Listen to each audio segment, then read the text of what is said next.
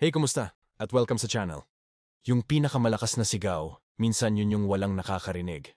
Tama yan mga kaibigan. Minsan, ang pinakamakapangyarihang bagay na pwede mong sabihin ay wala kang sabihin. Ang pananahimik, hindi ibig sabihin na mahina ka. Hindi rin ito pag-iwas, at lalong hindi ito pagsuko. Ang katahimikan ay parang bagyo na walang tunog. Parang lindol na bigla na lang yayanig sa ilalim ng paa nila ng walang babala. At kapag natutunan mo to, nagiging untouchable ka. Pero bago tayo magpatuloy, pindutin mo muna yung like, mag-subscribe ka sa channel ko, at i-share mo to sa taong alam mong kailangan marinig to ngayon.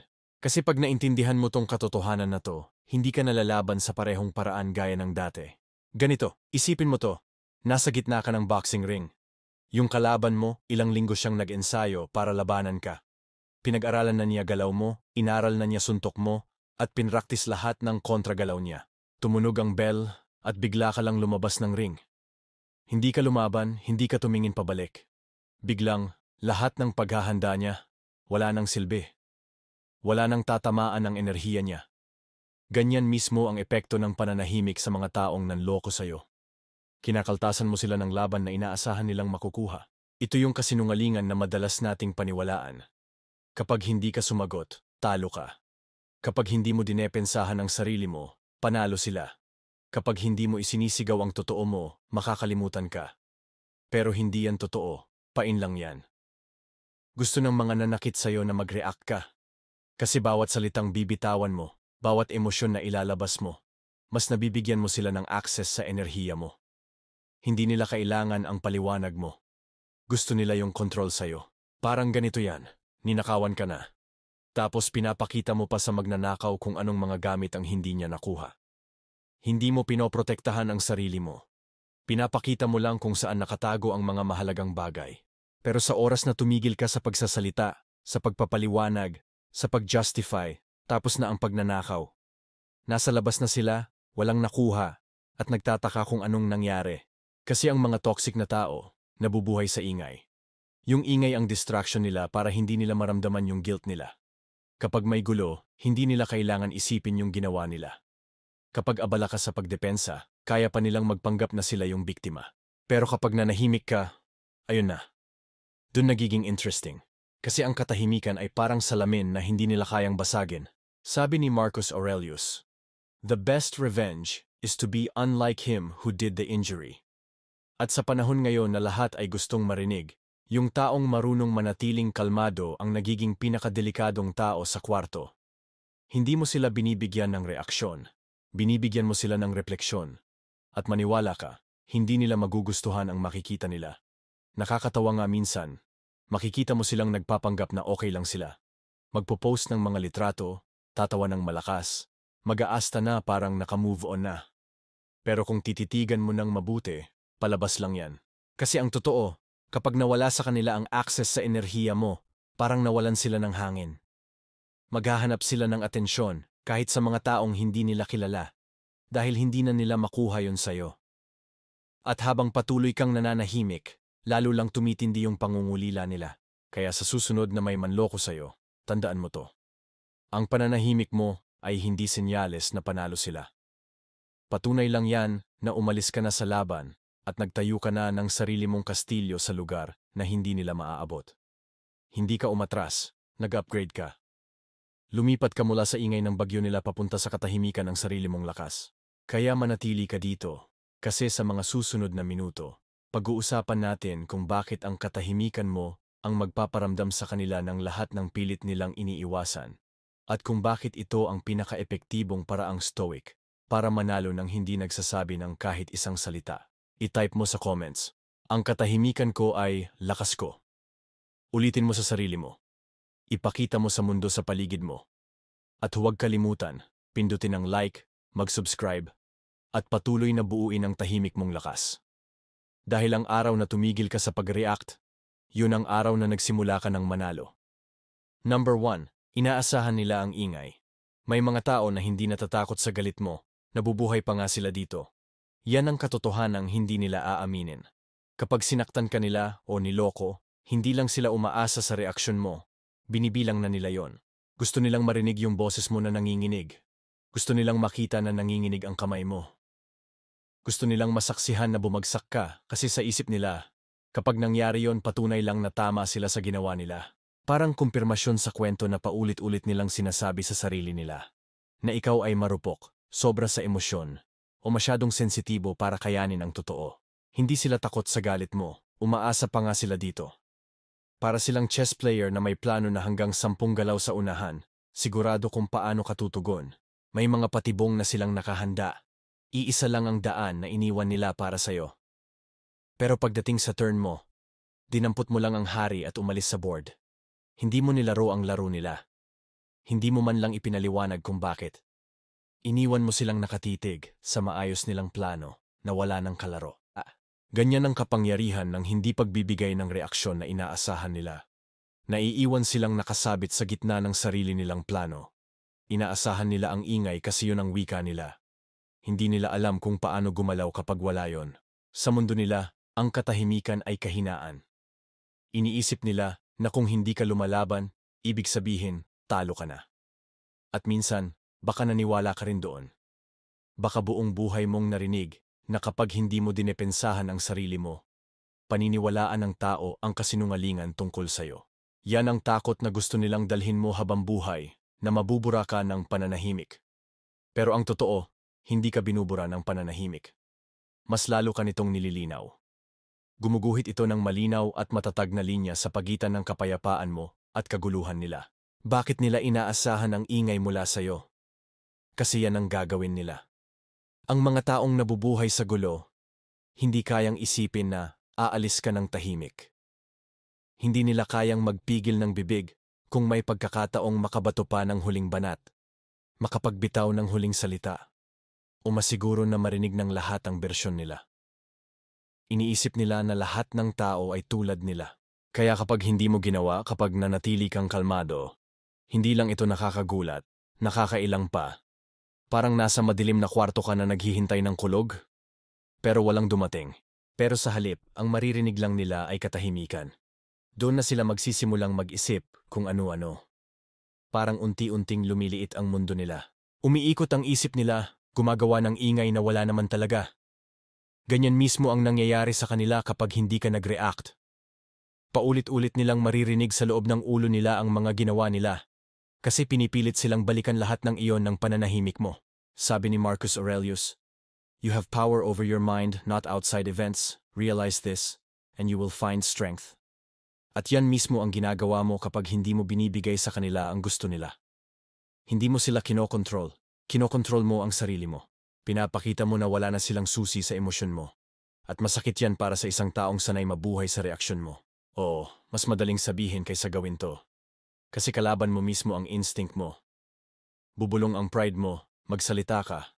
Huwag mong hayaan na sila ang may huling salita.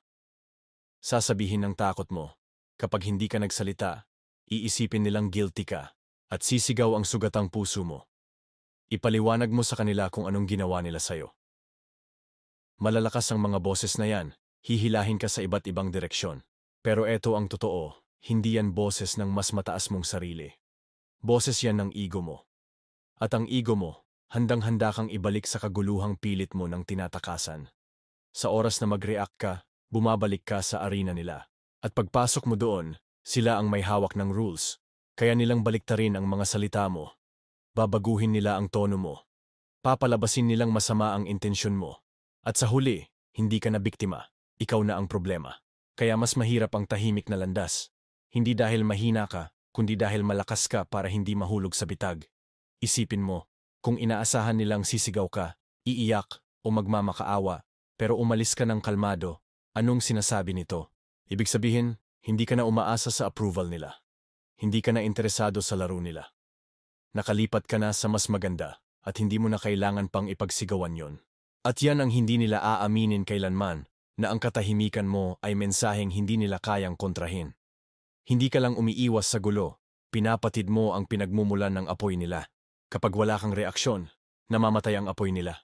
Kapag wala kang salita, nagkakabutas ang kwento nila. Kapag wala ka, wala nang matitira para sa kontrol na gusto nila. At habang tumatagal, yung kakulangan na yon, hindi lang nakakaabala. Nagiging hindi na nila kayang tiisin. Gusto ko malinaw na makita nyo to. Ang dahilan kung bakit inaasahan nila ang ingay ay dahil yung ingay ang nagliligtas sa kanila mula sa sarili nila. Kapag abala ka sa paggawa ng ingay, tuloy-tuloy silang makakatakbo palayo sa sarili nilang refleksyon. Pero kapag nanahimik ka, sila at ang katotohanan na lang ang natitira. Walang distraction, walang masisisi, walang kalasag. Kaya para sa taong nabubuhay sa gulo, parang parusa ang katahimikan. Kasi tinatanggal nito lahat ng pinagtataguan nila. Kaya sa susunod na maramdaman mong gusto mong bumanat, huminto ka muna. Tanungin mo ang sarili mo. Ginagawa ko ba to para protektahan ang kapayapaan ko? O para protektahan ang pride ko? Pwedeng manalo ang pride mo sa sandaling yon. Pero ang kapayapaan mo ang mananalo sa buong laban. At tandaan, hindi sila ang totoong kalaban. Kalaban mo yung parte ng sarili mo na naniniwala pa rin na kailangan mong maintindihan nila para makapag-move on ka. Hindi mo kailangan yon. Ang kailangan mo, kalayaan. Inaasahan nila ang ingay. Nabubuhay sila sa ingay. Ginawa nilang pundasyon ang pagkatao nila ang pagkontrol sa ingay. Pero sa araw na bawiin mo yon sa kanila, doon sila unti-unting mabubuwag. Hindi dahil sinaktan mo sila, kundi dahil tumigil ka na sa pagpapasakit nila sa'yo. I-type mo sa comments, ang kalmado ko ang lakas ko. Ulitin mo sa sarili mo. Ipakita mo sa mga tao sa paligid mo. Gawin mo itong armor na dadalhin mo sa bawat bagyo. Dahil kapag naintindihan mo to, hindi mo na mararamdaman ang pangangailangan na magpaliwanag pa sa harap ng kaguluhan. At manatili ka dito, kasi sa susunod, ipapakita ko sa'yo kung paano nagiging salamin ang katahimikan mo na hindi nila matatakasan. At kung bakit, kahit anong pilit nila, hindi nila yon mababasag. Number 2, ang salamin na hindi nila matatakasan. Pinakadelikadong salamin yung hindi marunong magsinungaling. At yan mismo ang nagiging katahimikan mo. Hindi lang ito kawalan ng salita, kundi isang malinaw at matalim na refleksyon na pinipilit silang makita kung sino talaga sila. Walang halong emosyon mo para takpan ang larawan. Kapag nanahimik ka, hindi ka lang basta umaalis. Para mo na ring iniabot sa kanila ang salamin na buong buhay nilang tinatakbuhan. At hindi tulad ng salamin sa banyo nila. Hindi nito ipinapakita ang buhok, damit, o pilit ng ngiti. Ipinapakita nito ang karakter nila, ang mga pinili nilang gawin, at ang mga consequence na akala nila ay matatakasan nila. Isipin mo to, may isang taong ilang taon nang naglalakad na may dungis sa mukha. Isang madilim na marka na hindi niya nakikita dahil walang naglakas loob na ipakita sa kanya. Pinalibutan niya ang sarili niya ng mga taong hindi napapansin yon o takot magsabi ng totoo. Tapos isang araw, tahimik mo lang siyang inabutan ng salamin. Walang sermon, walang pagtuturo, walang sabi ko na sayo. Wala. Salamin lang. Yan ang ginagawa ng katahimikan mo. Tinatanggal nito ang ingay, distraction at palusot. At ang natitira ay sila, hubad at walang filter. At ito ang totoo na hindi nila aaminin. Habang nagre-react ka, pinoprotektahan mo sila. Oo, pinoprotektahan mo sila. Sa bawat pagkakataong sumasagot ka, nagpapaliwanag, o nagiging emosyonal, binibigyan mo sila ng ibang bagay na pagtuunan ng pansin bukod sa sarili nila. Pwede ka nilang ituro at sabihing, kita mo, ang drama niya. Kita mo, galit siya. Kita mo, hindi siya stable. Yung mga reaksyon mo, yun ang nagiging kamo nila. Pero nung nanahimik ka, tinanggal mo yung kamo na yon. Wala na ngayong humaharang sa kanila at sa katotohanan ng ginawa nila. At yan ang nakakatakot para sa kanila. Kasi karamihan sa tao, hindi judgment ng iba ang pinakakinatatakutan nila, kundi yung sarili nilang judgment. Kapag patay na ang ilaw sa gabi, kapag wala ng hawak na telepono at patay na ang TV, kapag wala ng ibang tao para mag-alis ng atensyon nila, naririnig nila yon. Yung tahimik na boses na nagsasabing, alam mong mali ka.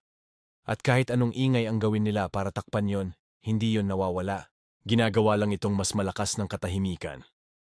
Sabi ni Marcus Aurelius, waste no more time arguing what a good man should be won. Yan ang katahimikan mo. Ang pagiging taong pinapangako mong magiging ikaw nang hindi kailangan patunayan. Hindi mo kailangang makipagtalo kung ano ang tama. Hindi mo kailangang depensahan ang integridad mo. Mabuhay ka lang ayon dito. At habang ginagawa mo yon, sila naman ay nakaupo. Bit-bit ang katotohanang hindi nila naabot ang pamantayang yon. Hindi ayon sa pamantayan mo, kundi ayon sa pamantayan nila. Yung salamin na nabubuo ng katahimikan mo, hindi nagpapaganda sa kanila. Hindi tinatakpan ang mga kapintasan. Hindi pinapakinis ang mga bitak. Ipinapakita nito ang bawat makasariling desisyon, bawat mapanlinlang na galaw, bawat pabaya at mapanakit na salita. At dahil wala ka na para putulin ang iniisip nila gamit ang boses mo, sarili nilang boses lang ang naririnig nila. Habang tumatagal, hindi lang ito nakakatusok, nag-iiwan ito ng peklat. Ito ang interesting na parte. Sa simula, susubukan nilang iwasan ang salamin. Maghahanap sila ng bagong tao, bagong proyekto, bagong palabas ng kaligayahan. Baka pa kumbinsihin nila ang sarili nila na naka-move on na sila. Pero bawat palabas may intermission. At sa mga tahimik na sandali na walang nakakakita, mararamdaman nila ulit yon. Yung hindi komportabling pakiramdam na dahan-dahang bumabalik. Makakakita sila ng mga sulyap ng sarili nila sa mga sitwasyong nagpapaalala sa'yo. Isang boundary na lalampasan nila sa ibang tao. Isang kasinungalingan na parang dati na nilang sinabi. At sa mga sandaling yon, muling lilitaw ang salamin. Hindi inaanyayahan, hindi nababasag. Kaya nakakailang sa kanila ang katahimikan mo. Hindi lang ito kawalan ng kontak, kundi isang tuloy-tuloy at hindi nakikitang paalala. Oo, wala ka na sa buhay nila. Pero naging parte ka na ng konsensya nila. At ang konsensya, walang pakialam sa oras. Maaari itong dumating ilang buwan o kahit ilang taon pagkatapos, sa gitna ng bagong relasyon, sa gitna ng selebrasyon, o sa kalagitnaan ng mahimbing na tulog, at bumulong. Naalala mo, hindi mo sila ginugulo dahil gusto mong gumanti. Ginugulo mo sila gamit ang katotohanan. At ang katotohanan yon ay ito. Ikaw ang salamin na minsang nagpakita sa kanila ng potensyal nila. Ng mas mabuting bersyon nila. Pero imbes na abutin yon, sinira nila ang salamin. At ngayon, ang natitira lang ay mga pira-pirasong refleksyon ng ginawa nila. Siguro iniisip ng iba sa inyo, di bale, baka deadmahin lang nila yon. Baka ituloy lang nila ang pagbibintang sa akin. At oo, sa una ganun nga. Mas madali ang pagbibintang kaysa pagharap sa sarili. Para lang itong pagtatakip ng tela sa salamin. Pero hindi habang buhay nakatakip yon. Minsan, madudulas din. Isang komento mula sa kaibigan, isang relasyon na hindi nagtagal, o isang sitwasyon na eksaktong nangyari noong kasama ka pa nila. At biglang wala na ang takip, at andyan na ulit ang salamin, nakatitig sa kanila.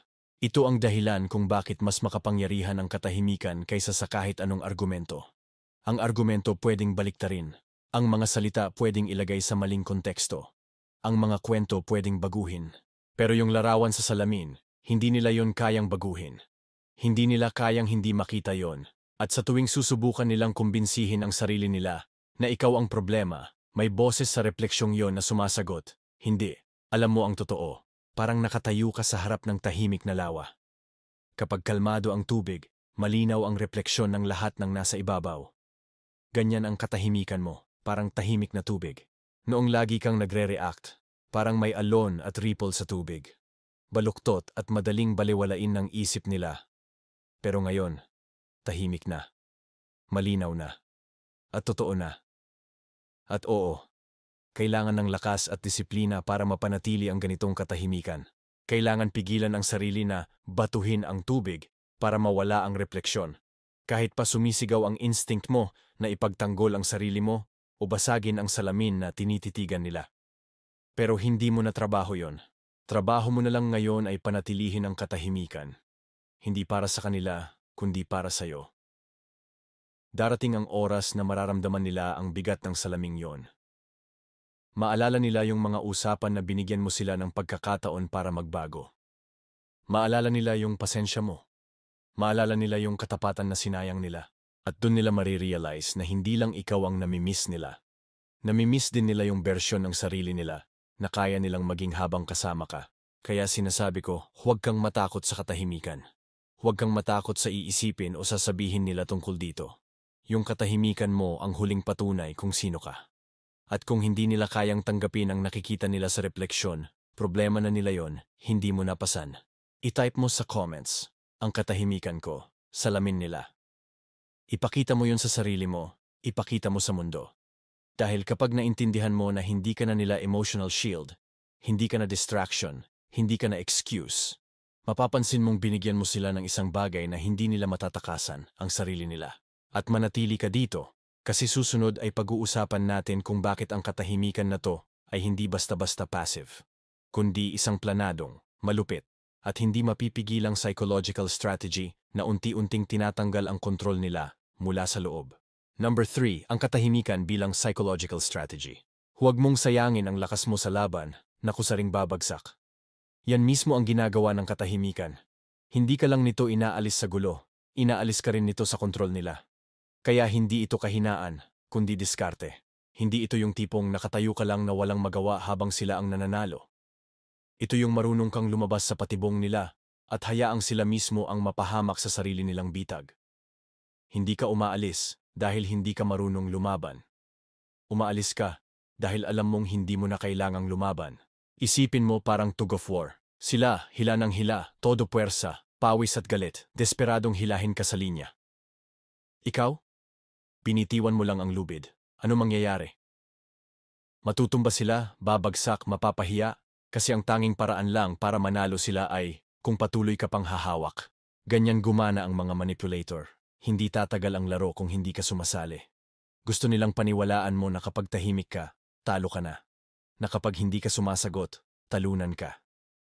Iyan ang gusto nilang isipin mo, kasi yung takot na yan ang magbabalik sa'yo sa laro nila. Pero ang totoo, ang katahimikan ay pagpili ng sarili mong battlefield. Tumanggi kang lumaban kung saan sila malakas, sa drama, kaguluhan, at emosyonal na manipulasyon, at pinipilit mo silang lumaban kung saan sila mahina, sa katahimikan. Kasi ganito yan, pinabago ng katahimikan ang laro. Sa gulo, sila ang may kontrol sa bilis. Sa ingay, sila ang may kontrol sa kwento. Pero sa katahimikan, wala na silang alas. Hindi ka nila mabasa, hindi ka nila mahulaan, hindi nila kayang baliktarin ang mga salitang hindi mo naman binanggit. Para silang boksingerong nag-training ng ilang buwan, tapos pagdating sa ring, walang kalaban. At huwag mong isipin na madali ito. Ang manatiling tahimik habang gusto mong sumagot ng todo, mas mahirap pa kaysa maglabas ng matinding banat. Hindi ito dahil takot ka, kundi dahil alam mong mas mahalaga ang mas malaking laban kaysa sa pansamantalang ganti. Sabi nga ni Marcus Aurelius, "The best revenge is to be unlike him who did the injury." At yan mismo ang puso ng diskarteng ito. Hindi ka bababa sa antas nila. Hindi ka magpapadala sa kaparehong kababawan, kaparehong manipulasyon at kaparehong ingay. Inalis mo na ang sarili mo sa enerhiya nila kasi alam mong pag wala ka na, magsisimula ng gumuho ang laro nila. Imagine this. May isang puppeteer sa stage, master na master niyang galawin ang puppet niya. Ang audience, amazed. Hindi kita ang tali at kontrolado niya lahat. Pero biglang pinuputol ng puppet ang tali. Kahit anong pilit ng puppeteer, wala na siyang mapagalaw. Tapos na ang show at lahat nakakita kung ano talaga nangyari. Ganyan ang nangyayari pag nanahimik ka. Pag tumigil ka sa pag-react, naputol na ang tali. Pwede pa silang humila, magpumilit, o sumigaw mula sa stage. Pero wala ka ng koneksyon sa kanila. At ito ang dahilan kung bakit sobrang epektibo nito sa utak ng mga manipulador. Umaasa sila sa tinatawag na feedback loop. Gagawa sila ng isang bagay, magre-react ka, tapos ia-adjust nila depende sa reaksyon mo. Paulit-ulit lang ang cycle. Pero pag tinanggal mo ang reaksyon mo, putol na ang loop.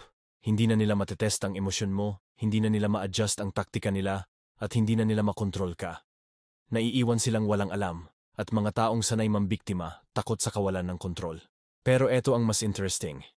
Hindi lang ikaw na poprotektahan ng katahimikan. Lumalabas din kung sino talaga sila. Kapag wala ka ng ingay para takpan, mas malinaw na nakikita ng iba ang ugali nila. Parang hininaan ang volume ng sobrang lakas na radyo. Tapos bigla mong napansin na ang gulo pala ng kwarto. Kapag hindi mo na laging pinagtatanggol ang sarili mo, unti-unting napapansin ng iba ang totoo. Nakikita nila ang pattern, ang contradictions, at na baka hindi ikaw ang problema. Siguro iniisip mo, hindi ba gagawa lang sila ng kwento para magmukha silang mabuti? Oo, susubukan nila. Pero tandaan mo, kailangan ng kwento ng audience. At habang nananahimik ka, mas inuulit-ulit nila ang sarili nila. At pag sobrang paulit-ulit, mas halata na obsessed sila sa taong hindi man lang sila pinapansin. Walang mas malinaw na tanda ng insecurity kaysa sa taong hindi makapag-stop magkwento tungkol sa isang taong tahimik lang. Isa pa, ang katahimikan ay ultimate energy saver. Totoo, nakakapagod magpaliwanag. Nakakapagod ipagtanggol ang sarili. At pinaka-nakakapagod sa lahat, yung pilitin mong patunayan ang halaga mo sa taong matagal nang nagdesisyon na i-devalue ka. Para saan? Para kumbinsihin ang taong ayaw naman talagang makumbinsi? Para makakuha ng closure sa taong walang kakayahang magbigay nito? Hindi. Mas mabuti pang ilaan mo yung energy na yon sa pagbuo ng sarili mong buhay, kapayapaan, at kaligayahan.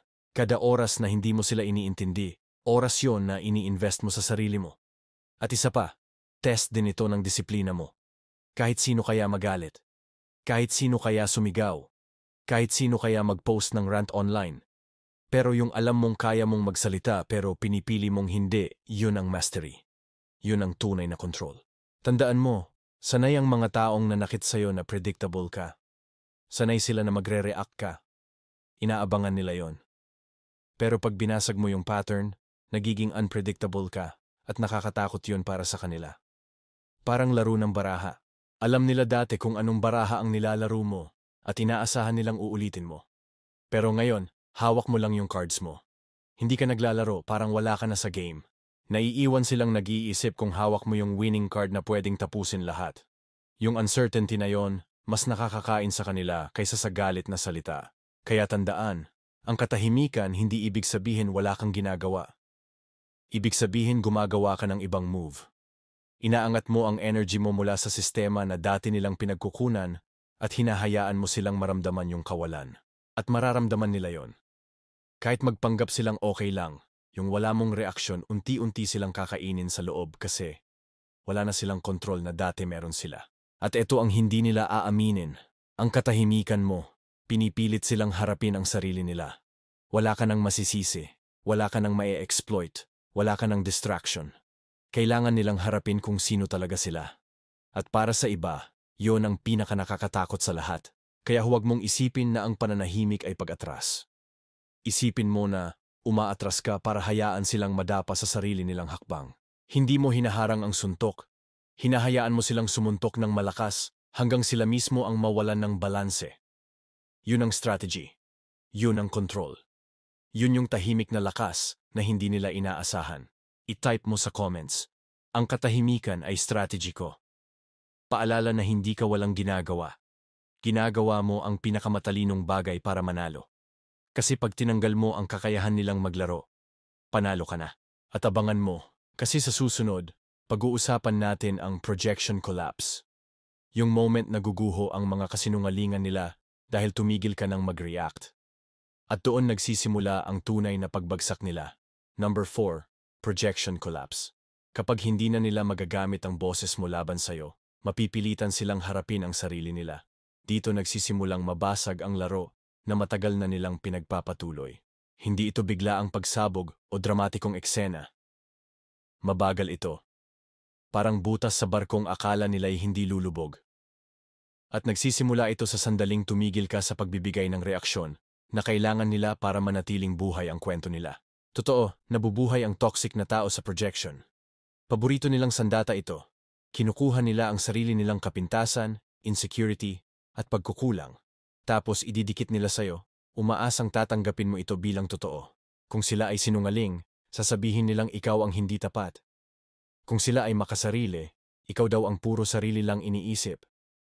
Kung sila ay nanloko, ikaw daw ang hindi mapagkakatiwalaan. Para itong magic trick na ilang taon na nilang pinapractice. Hindi ako ang problema, ikaw. At ano ang nagpapanatili sa trick na to? Reaksyon mo. Sa tuwing dinidefend mo ang sarili mo. Sa tuwing nakikipag-argumento ka. Sa tuwing nagpapaliwanag ka. Pinapalakas mo lang ang ilusyon nila. Ginagampanan mo ang papel na isinulat nila para sa'yo. Sila ang mag-aakusa, sasagot ka. Babaluktutin nila ang sinabi mo. Itatama mo. Magtatapon sila ng dumi. At haharapin mo ito para patunayang may duming ang ibinato. Pero isang araw, tumigil ka. Walang ganti, walang galit na mensahe, walang mahabang paliwanag, wala. At biglang hindi na gumagana ang paborito nilang laro. Parang ventriloquist sa entablado na may hawak na puppet. Masaya ang mga tao habang nagsasalita at gumagalaw ang puppet. Pero ang sikreto, gumagana lang ito kapag kumikilos ang puppet. Kapag bigla itong nanlambot, Kahit magsalita pa ang ventriloquist, babagsak ang palabas. Ganyan ang nangyayari kapag nanahimik ka. Tinatanggal mo ang kakayahan nilang buhayin ang kwento laban sa'yo. Sa una, magpapanik sila. Pero hindi nila ipapakita. Magpapanggap silang okay lang sila. Pero sa likod ng maskara, naguguluhan na sila. Kailangan ng projection nila ng ebidensya para mabuhay. At kung wala ka para magbigay nun, mapipilitan silang kumbinsihin ang iba gamit lang ang salita nila. At ang totoo sa kasinungalingan? Kapag walang patunay, nagsisimula itong maging hungkag. Maganda sa projection collapse, napipilitan silang sila mismo ang magdala ng bigat na dati ay pinapasan mo. Dati, palagi mong pinagtatanggol ang sarili mo. Pilit mong pinapakita na hindi ikaw yung sinasabi nila. Pero ngayon, sila na lang ang may dalang bigat na yon. At kapag may mga taong nagtanong sa kanila, bakit lagi mo pa rin siya binabanggit? Bakit parang obsessed ka sa taong wala naman na? Wala silang maibibigay na matinong sagot. Tahimik ka na kasi, at doon nababasag yung paulit-ulit na siklo na ginagamit nila para bigyang katwiran ang sarili. Alam mo yung tipong, kapag pinoprovoke ka nila, tapos nagre-react ka, sinasabi nila sa sarili nila, kita mo, tama ako sa ginawa ko. Para sa kanila, proof yun. Pero kapag wala ka ng reaksyon, wala na silang mahahawakan. Ang natitira na lang ay yung hindi komportabling posibilidad na baka sila nga ang mali mula pa sa simula. At aminin natin, yung mga taong sanay sa projection, yung ilipat ang mali nila sa iba, hindi marunong humarap sa salamin. Sanay silang iwasan yon, ginawa na nilang pagkakakilanlan yung pagiging biktima, bayani, o yung tipong napilitan lang dahil sayo. Pero kapag wala ka na sa kwento, mapipilitan silang isulat ulit ito. At ibig sabihin nun, haharapin nila yung mga bahagi ng kwento na matagal na nilang tinatakbuhan. May isang katotohanan na hindi nila aaminin. Nakakahiya sa kanila ang katahimikan mo. Hindi dahil gusto mong ipahiya sila, kundi dahil lumalabas na wala pala talaga silang hawak na kontrol sa'yo. Umaasa sila na mababasag ka, na hahabulin mo sila, na patutunayan mong tama sila. Pero sa halip, naglaho ka. Tinanggal mo ang script. Pinatay mo ang spotlight. Wala na silang audience. Sabi nga ni Marcus Aurelius, if it's not right, don't do it.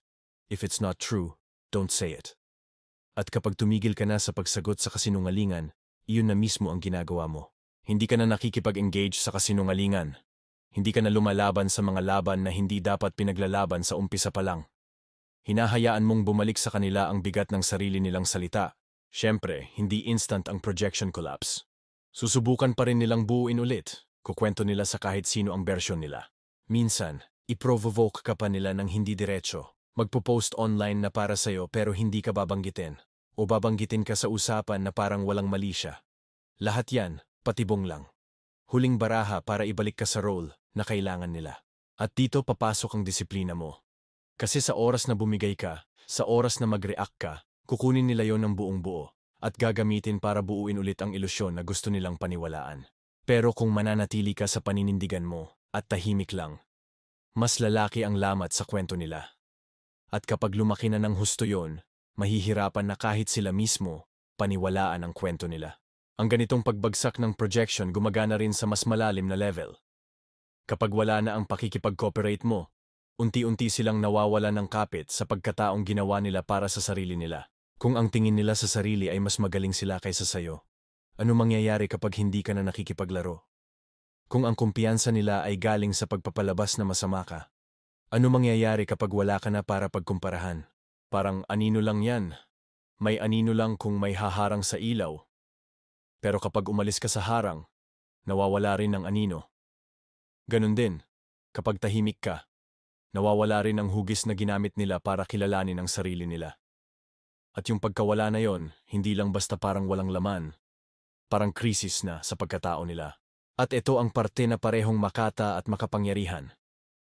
Habang gumuho ang projection nila, lalo namang tumitibay ang realidad mo. Hindi ka na nagsasayang ng lakas para ipagtanggol ang sarili mo. Ginagamit mo na yung enerhiya para maging taong hindi nila kailanman inakala na magiging ikaw. Habang lumalago ka, mas kitang-kita ang pagitan ng totoo mong pagkatao at ng kasinungalingang ikinwento nila. Mapapansin yan ng mga tao kahit di nila sabihin ng direkta. Makikita nilang umaasenso ang buhay mo habang sila, Tila naiiwan at patuloy na nagkukwento tungkol sa'yo. Makikita nila na ang kapayapaan mo ay hindi tugma sa pangit na larawan na ipininta nila tungkol sa'yo. At sa paglipas ng panahon, ang totoo ay kusang lumalabas. Yan ang ganda ng pagbagsak ng projection. Hindi mo kailangan pilitin. Hindi mo kailangan patunayan. Ang kailangan mo lang ay tumigil sa paglahok sa kasinungalingan. At kapag ginawa mo yon, kusa ring babagsak ang kasinungalingan. Kaya sa susunod na may taong gustong hatakin ka para ipagtanggol ang sarili mo laban sa bersyon mo na hindi naman totoo, tandaan mo to. Hindi mo kailangang sumali sa bawat laban na iniimbita ka. Minsan, pinakamatalinong galaw ay manahimik lang. Hayaan silang magsalita at panoorin habang sarili nilang mga salita ang sumisira sa kanila. I-type mo sa comments. Hindi ko lalaruin ang papel na gusto nila. Ipakita mo sa sarili mo. Ipakita mo sa mundo. Dahil sa oras na tumigil ka sa pagpapakain sa kwento nila, sisimulan mo na ang sarili mong kwento. At yon, hindi nila kayang galawin. At manatili ka pa kasi susunod, pag-uusapan natin ang mas makataong side nito. Kasama ang isang totoong halimbawa kung paano ang katahimikan ay hindi lang nagpoprotekta sa'yo. Pero binabago rin ang buong laro sa paraang hindi nila inakala. Numero 5, totoong pangyayari, yung mensahe na di sinagot. Minsan, ang pinakamalakas na sagot ay yung hindi mo sinasabi. Ganito yan, kasi ito yung klase ng kwento na hindi mo agad makakalimutan. Hindi ito pasabog, hindi rin sobrang dramatic, pero matalim. Yung tipong tahimik pero ramdam mo yung hiwa. May isang lalaki na ilang taon nang nasa relasyon sa isang babae na binigyan siya ng lahat, katapatan, pasensya, at kabutihan. Siya yung tipong gising hanggang madaling araw para makinig sa kanya kapag may pinagdadaanan siya. Paulit-ulit siyang nagpapatawad kahit sa maliliit na kasinungalingan, mga naputol na pangako, at kahit sa mga panahong napapabayaan siya dahil naniniwala siya sa mas malaking picture. Naniniwala siya sa lalaki. Pero gaya ng madalas mangyari sa mga taong sanay na sa kabutihan ng iba, inakala ng lalaki na kahinaan yung pasensya ng babae. Hanggang isang araw, may ginawa siya na hindi na kayang ayusin. Nagsimula sa kasinungalingan, sinundan ng paninisi, at sa huli, isang pagtataksil na nagbago sa tingin ng babae sa kanya habang buhay. Ano ang inaasahan niya? Luha, sigawan, tanong ng bakit, at pagsusuma mo para magpaliwanag. Akala niya, hihilingin pa siyang manatili. Ganito kasi lagi ang nangyayari noon, siya ang sumisira, tapos babae ang nag-aayos. Pero ngayon, hindi na. Ilang araw matapos ang ginawa niya, nagpadala siya ng mahabang mensahe. Hindi para humingi ng tawad, kundi para magpaliwanag. Puno ng dahilan kung bakit daw siya napilitang gawin yon. Puro salitang binaluktot para palabasin na siya pa ang biktima. At pagkatapos pindutin ang send, kumbinsido siya na hawak na ulit niya ang kwento. Pero wala. Walang reply. Wala ni isang salita, walang emoji, wala man lang scene. Nakatingin lang yung mensahe niya doon, parang usok na ayaw maglaho. Sa una, sinabi niya sa sarili na baka kailangan lang ng babae ng oras. Sumunod, baka masyado pa itong nasaktan para magsalita. Pero habang lumilipas ang oras, naging araw at naging linggo. Yung katahimikan ay hindi na parang paghihintay, naging parang pader. At alam mo ang tungkol sa mga pader? Hindi lang nito pinipigilan ang tao na makapasok. Kinukulong ka rin nito sa loob. Sa katahimikan niya, unti-unti siyang natrap kasama ang katotohanan. Lahat ng dahilan na inilista niya, lahat ng salitang ginawa para balikatin ang sisi, ngayon parang bumabalik sa kanya. Paulit-ulit niyang binabasa ang sarili niyang mga salita. At sa unang pagkakataon, hindi na ito tunog makatotohanan. Nakakatawa kung paano gumagana ang paninisi. Nawawala ang bisa kapag wala kang makuhang reaksyon. Sa hindi pagdepensa ng babae, sa hindi pagbibigay ng kahit anong reaksyon, unti-unti ring bumagsak ang kanyang mga palusot. Makalipas ang ilang linggo, nagpadala ulit siya ng mensahe. Mas malambot na ang tono, wala ng paninisi, at puno ng alaala. Naalala mo yung gabing nag-usap tayo hanggang sumikat ang araw? Namimiss mo pa ba yon? Pero muli, wala. Walang sagot, walang bukas na pinto. Tahimik pa rin. Lumipas ang mga buwan, at patuloy pa rin ang pagpapadala niya ng mensahe.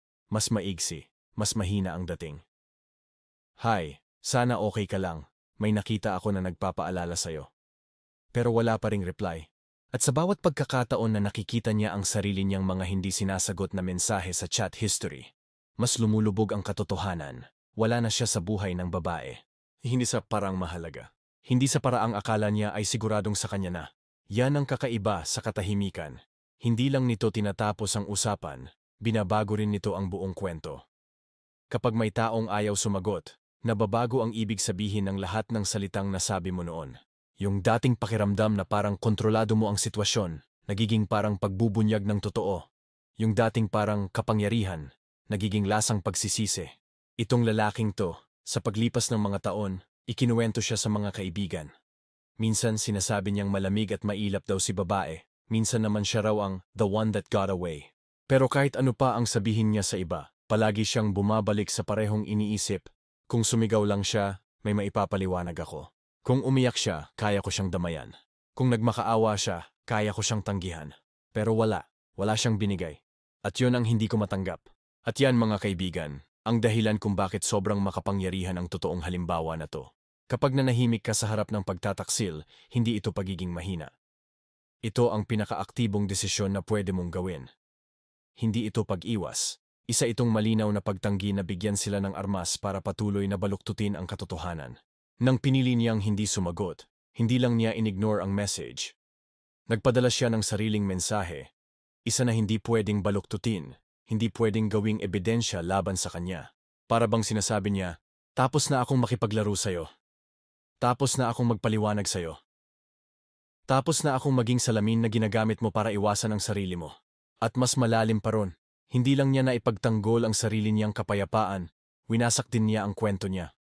Unti-unti, tumigil na siyang magkwento sa publiko dahil tuwing ikinukwento niya, laging may magtatanong, nakakausap mo pa ba siya? At ang tanging sagot niya ay, hindi. Yung hindi na yon mas mabigat pa kaysa sa kahit anong paliwanag na pwede niyang ibigay. Kasi mapapaisip ang tao. Kung totoo ngang masama siya, bakit hindi siya sumusubok magpaliwanag? Bakit hindi siya nagsasalita? Yan ang ganda ng ganitong klase ng katahimikan. Pinipilit nitong akuin ng kabilang tao ang buong responsibilidad sa kwento na sila mismo ang gumawa. At kapag naiwan silang mag-isa kasama yon, walang kumukontra, walang pumipigil, doon na lumilitaw ang mga bitak. Paulit-ulit na lang sila, sobra nilang ipinapaliwanag. Nawawala ang tiwala nila sa sarili kasi alam nilang ang tanging bumabalik sa kanila ay sarili nilang boses. Hindi niya kailangang i-block siya. Hindi kailangang mag-post ng pa-cryptic sa social media. Hindi kailangang patunayan na naka-move on na siya. Ang mismong buhay niya ang naging patunay.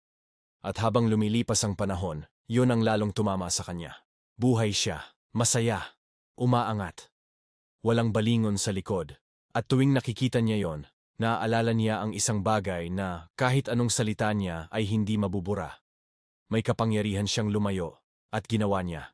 Kaya kita niyo, ang katahimikan ay hindi lang kawalan ng ingay. Isa itong paggawa ng espasyo. Espasyo para marinig nila ang sarili nila. Espasyo para ikaw ay maghilom. Espasyo para tumayo mag-isa ang katotohanan. At sa espasyong yon, lahat ng tinatago nila ay kusang lumilitaw. Hindi dahil ikaw ang naghukay, kundi dahil wala ka na para buhatin yon. At simulat sa pool, kanila talaga yon. Kaya kapag iniisip mo ang sitwasyon mo, kapag natutokso kang mag-text pabalik, magpadala ng mahabang paliwanag para ipagtanggol ang sarili mo ulit, tandaan mo ang kwento na to. Tandaan mo kung paano siya hindi sumagot, at kung paano yung hindi pagsagot ang naging pinakamalakas na alaala sa kanya. Tandaan mo kung paano bawat salitang ipinadala niya, lalo lang pinalakas ang katahimikan niya.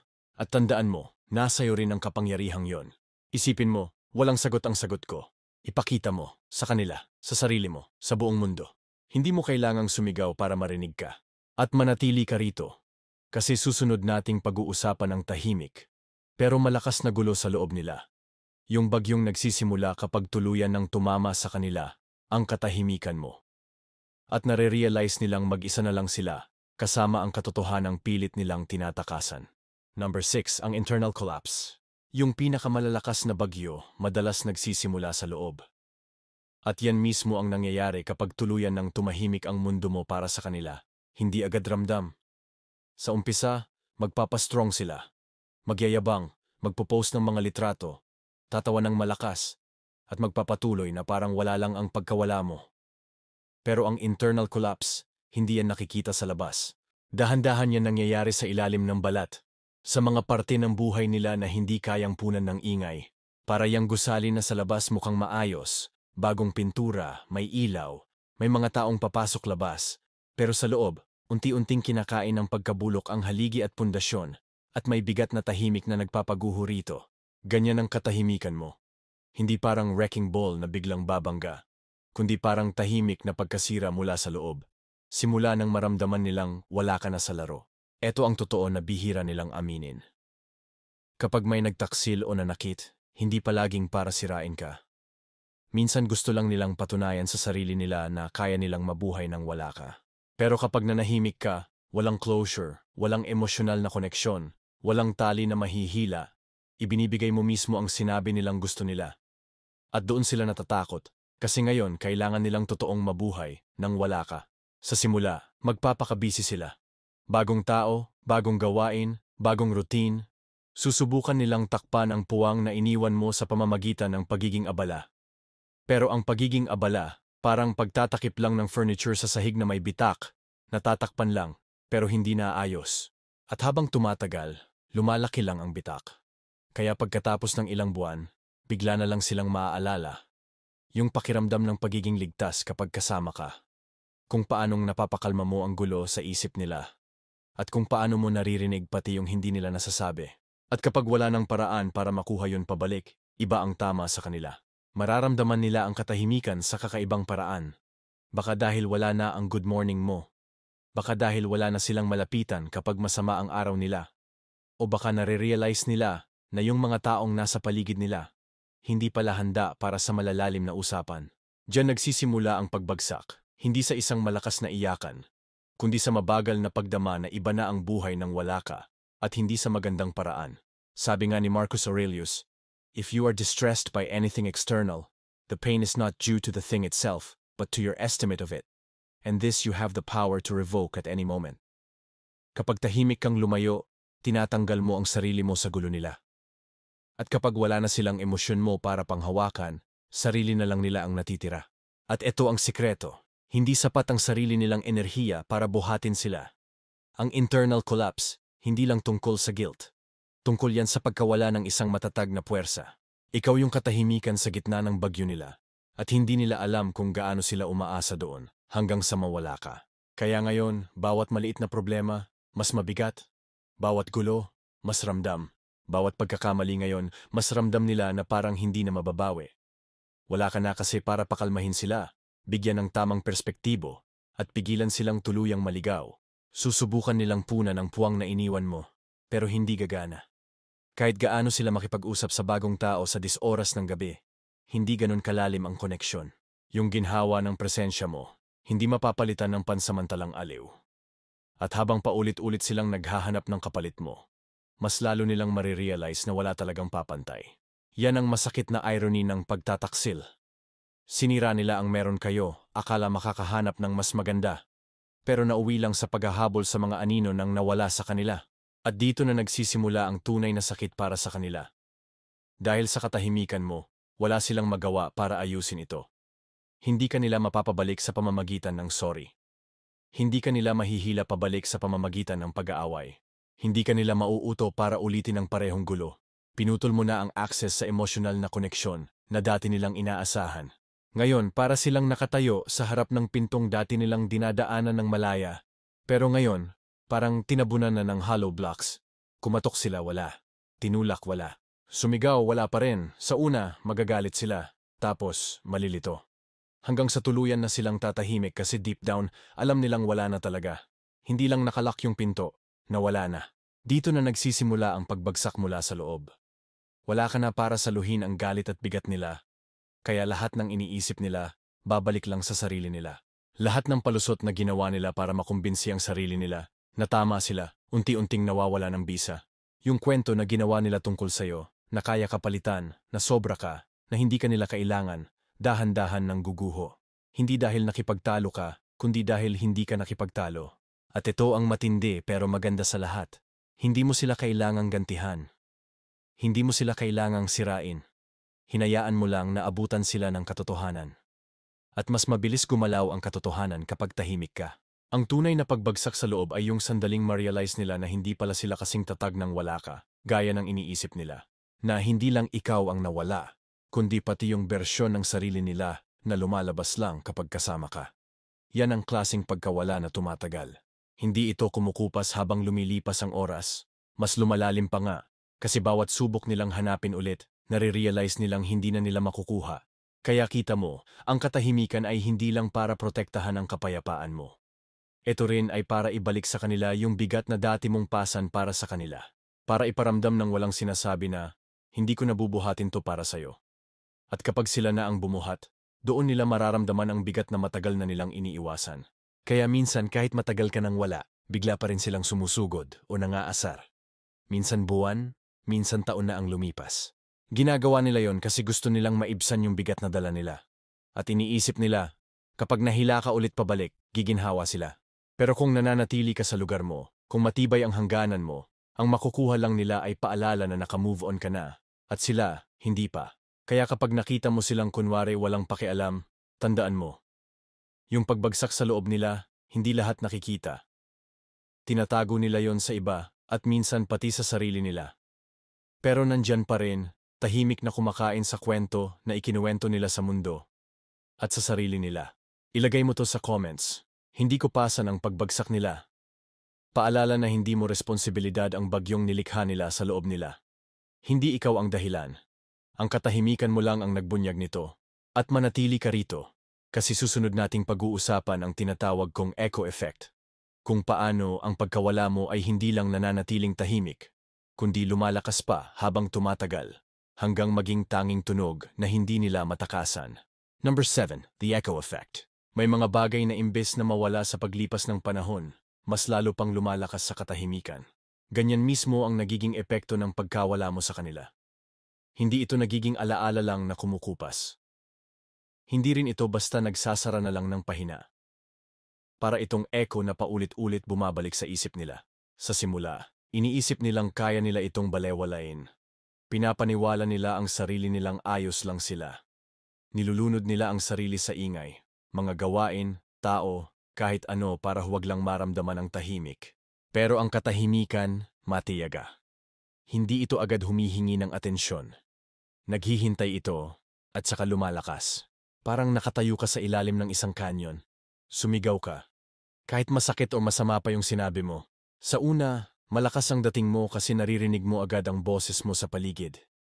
Pero ilang segundo lang, babalik ang echo. Pareho ang tunog, walang bawas, walang dagdag, at hindi mo na ito kayang baliwalain. Ganyan din ang nangyayari kapag may nanakit sa'yo, at tahimik ka na lang lumayo. Yung mga salitang binitiwan nila, yung mga ginawa nila, babalik sa kanila gamit ang sarili nilang boses.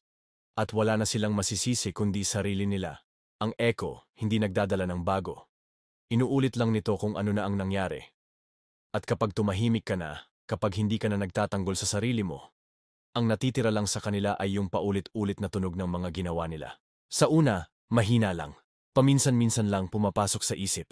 Pero habang tumatagal, humahaba ang pagitan ng mga sagabal at mas luminaw ang tunog.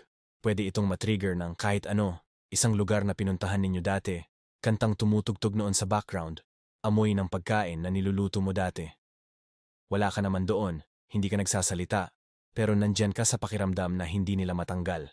At ito pa ang masakit sa kanila, susubukan kanilang palitan.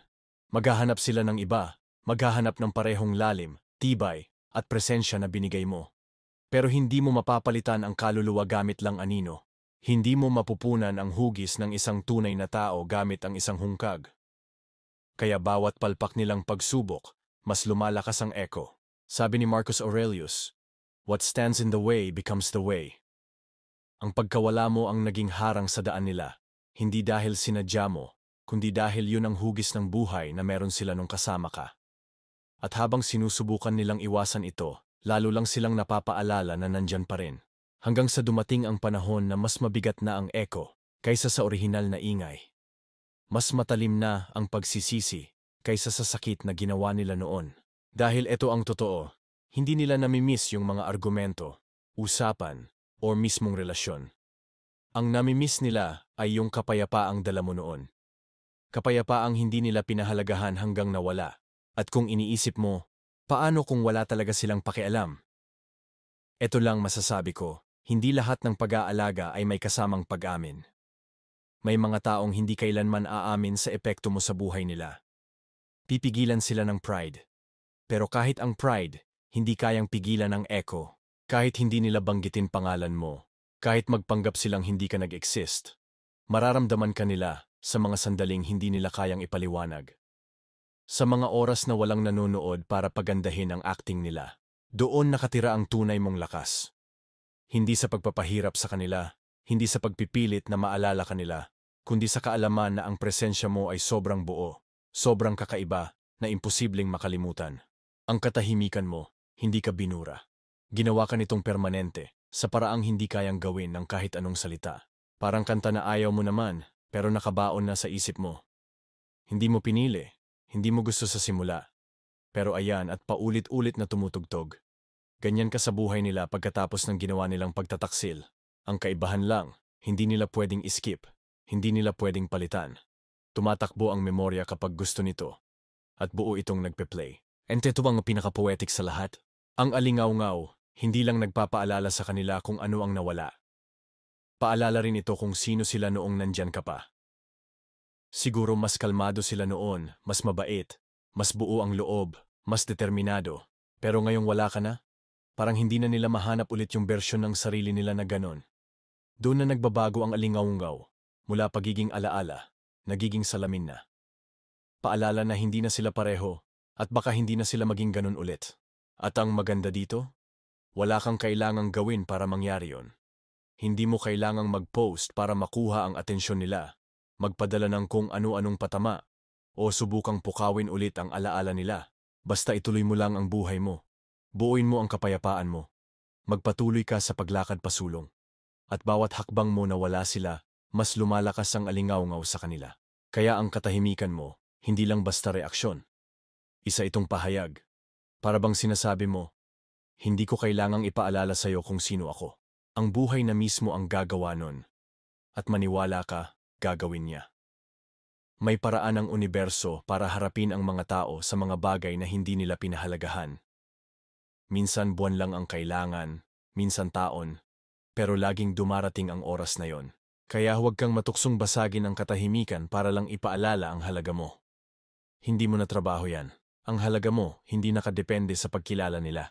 Nasa paraan ng pagdadala mo ng sarili mo, kung paano ka bumabangon, kung paano mo pinapanatiling buo ang dignidad mo, kahit pwede mo na sanang itapon para lang sa isang huling patama. Tandaan mo, mas tumatagal ang alingaw-ngaw kaysa sa tunog na gumawa nito.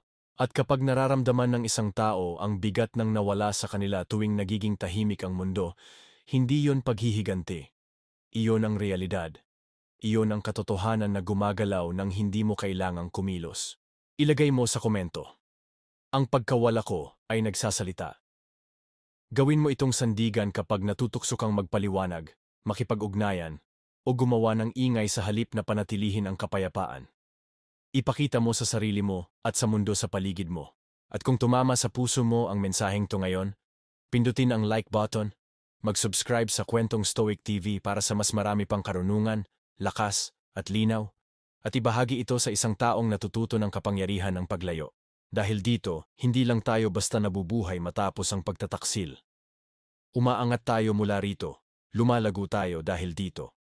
At hinahayaan nating ang katahimikan ang magsabi ng mga katotohanang hindi kayang hawakan ng kahit anong salita.